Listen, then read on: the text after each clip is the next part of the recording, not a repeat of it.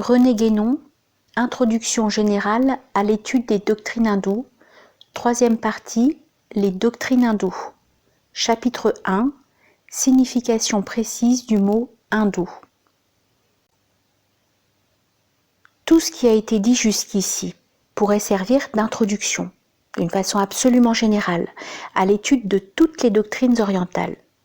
Ce que nous dirons maintenant concernera plus particulièrement les doctrines hindoues, adaptées spécialement à des modes de pensée qui, tout en ayant les caractères communs à la pensée orientale dans son ensemble, présentent en outre certains traits distinctifs auxquels correspondent les différences dans la forme, même là où le fond est rigoureusement identique à celui des autres traditions, ce qui est toujours le cas pour les raisons que nous avons indiquées quand il s'agit de métaphysique pure.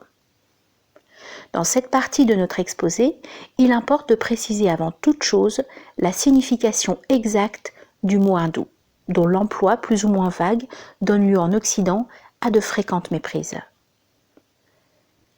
Pour déterminer nettement ce qui est hindou et ce qui ne l'est pas, nous ne pouvons nous dispenser de rappeler brièvement quelques-unes des considérations que nous avons déjà développées. Ce mot ne peut désigner une race, puisqu'il s'applique également à des éléments appartenant à des races diverses, ni encore moins une nationalité, puisque rien de tel n'existe en Orient. À envisager l'Inde dans sa totalité, elle serait plutôt comparable à l'ensemble de l'Europe qu'à tel ou tel État européen. Et cela non seulement par son étendue ou par l'importance numérique de sa population, mais aussi par les variétés ethniques que présente celle-ci. Du nord au sud de l'Inde, les différences sont au moins aussi grandes sous ce rapport que d'une extrémité à l'autre de l'Europe. Il n'y a d'ailleurs entre les diverses régions aucun lien gouvernemental ou administratif, si ce n'est celui que les Européens y ont établi récemment d'une façon tout artificielle.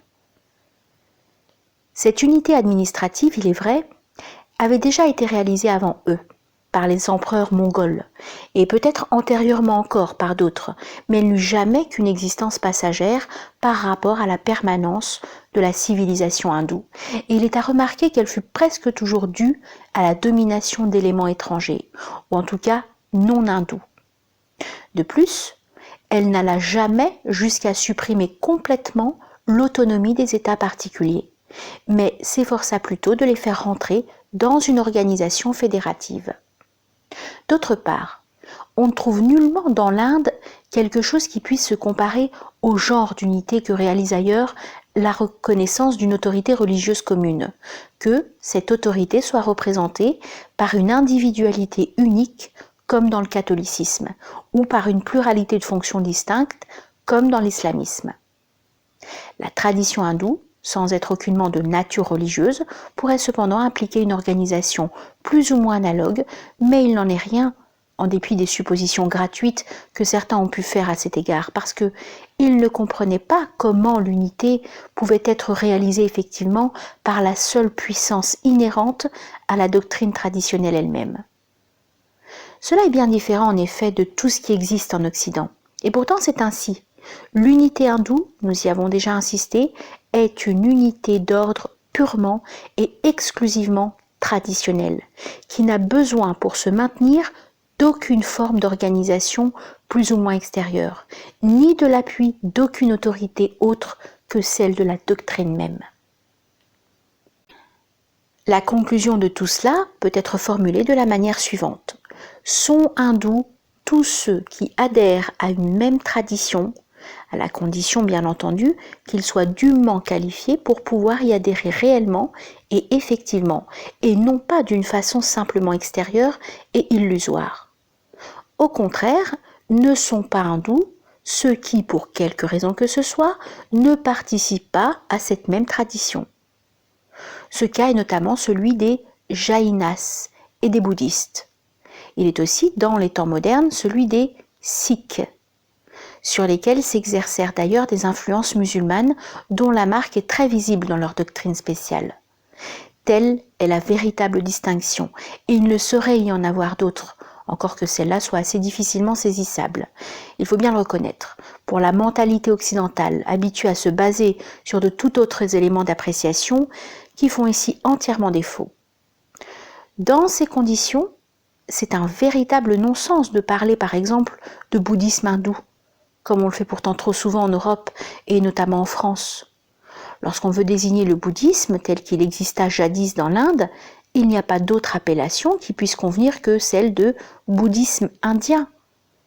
De même que l'on peut parfaitement parler des musulmans indiens, c'est-à-dire des musulmans de l'Inde, mais qui ne sont aucunement hindous.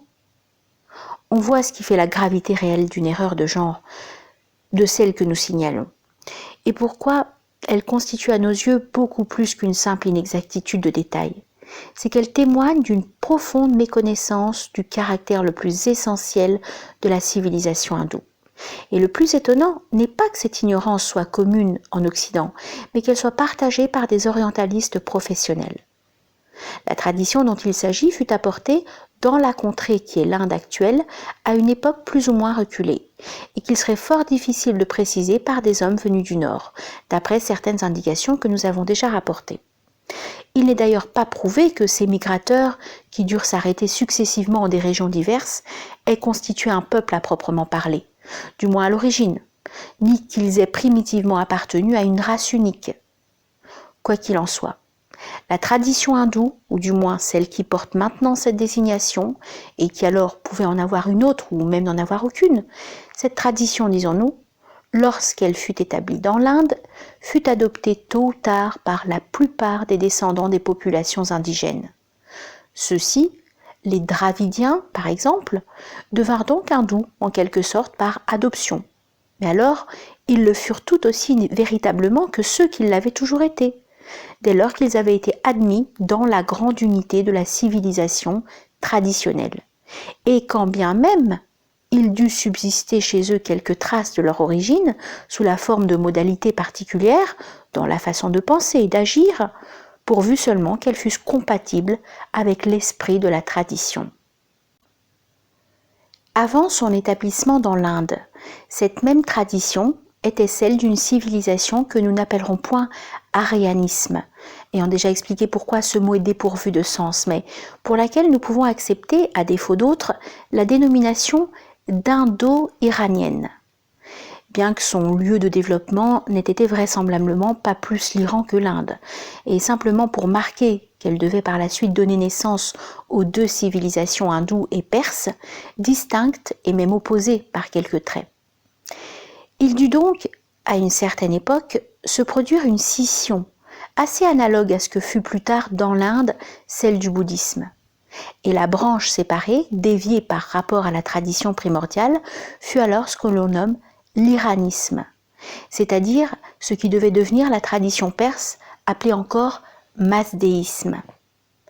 Nous avons déjà signalé cette tendance générale en Orient, des doctrines qui furent d'abord anti-traditionnelles, à se poser à leur tour en tradition indépendante. Celle dont il s'agit avait sans doute pris ce caractère longtemps avant d'être codifiée dans l'Avesta sous le nom de Zarathustra ou Zoroastre, dans lequel il faut voir d'ailleurs non pas la désignation d'un homme, mais plutôt celle d'une collectivité, ainsi qu'il arrive souvent en pareil cas.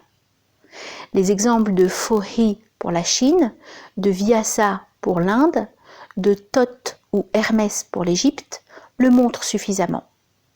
D'un autre côté, une trace très nette de la déviation est demeurée dans la langue même des Perses, où certains mots eurent un sens directement opposé à celui qu'ils avaient primitivement et qu'ils conservèrent en sanskrit. Le cas du mot « deva » est ici le plus connu, mais on pourrait en citer d'autres. Celui du nom d'Indra, par exemple, et cela ne peut être qu'accidentel.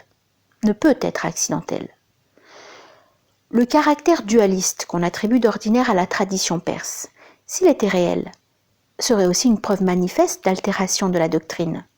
Mais il faut dire pourtant que ce caractère semble bien n'être que le fait d'une interprétation fausse ou incomplète, tandis qu'il y a une autre preuve plus sérieuse, constituée par la présence de certains éléments sentimentaux. Du reste, nous n'avons pas insisté ici sur cette question. À partir du moment où se fut produite la séparation dont nous venons de parler, la tradition régulière peut être dite proprement hindoue.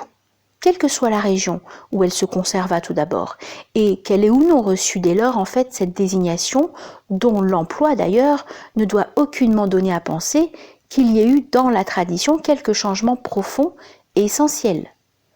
Il n'a pu y avoir alors, aussi bien que dans la suite, qu'un développement naturel et normal de ce qui avait été la tradition primordiale. Ceci nous amène directement à signaler encore une erreur des orientalistes qui, ne comprenant rien à l'immutabilité essentielle de la doctrine, ont cru pouvoir envisager postérieurement à l'époque indo-iranienne 3 doctrines successives supposées différentes, auxquelles ils ont donné les noms respectifs de védisme, brahmanisme et hindouisme. Si l'on ne voulait entendre par là que 3 périodes de l'histoire de la civilisation hindoue, cela serait sans doute acceptable, encore que les dénominations soient fort impropres et que de telles périodes soient extrêmement difficiles à délimiter et à situer chronologiquement. Si même on voulait dire que la doctrine traditionnelle, tout en demeurant la même au fond, a pu recevoir successivement plusieurs expressions plus ou moins différentes pour s'adapter aux conditions particulières, mentales et sociales, de telle ou telle époque, cela pourrait encore être admis, avec des réserves analogues aux précédentes. Mais ce n'est pas là, simplement, ce que soutiennent les orientalistes. En employant une pluralité de dénominations, ils supposent expressément qu'il s'agit d'une suite de déviations ou d'altérations qui sont incompatibles avec la régularité traditionnelle et qui n'ont jamais existé que dans leur imagination. En réalité, la tradition hindoue tout entière est essentiellement fondée sur le Veda. Elle l'a toujours été et n'a jamais cessé de l'être. On pourrait donc l'appeler védisme. Et le nom de brahmanisme aussi lui convient également à toutes les époques. Peu importe au fond la désignation qu'on préférera lui donner, mais pourvu qu'on se rende bien compte que sous un ou plusieurs noms, c'est toujours de la même chose qu'il s'agit. Ce n'est que le développement de la doctrine contenue en principe dans le Veda, mot qui signifie d'ailleurs proprement la connaissance traditionnelle par excellence. Il n'y a donc pas d'hindouisme au sens d'une déviation de la pensée traditionnelle, puisque ce qui est vraiment et purement hindou, c'est justement ce qui, par définition, n'admet aucune déviation de cette sorte. Et si malgré cela il s'est produit parfois certaines anomalies plus ou moins graves, le sens de la tradition les a toujours maintenus dans certaines limites, ou bien les a rejetés entièrement en dehors de l'unité hindoue, et en tout cas les a empêchés d'acquérir jamais une autorité réelle. Mais ceci, pour être bien compris, exige encore quelques autres considérations.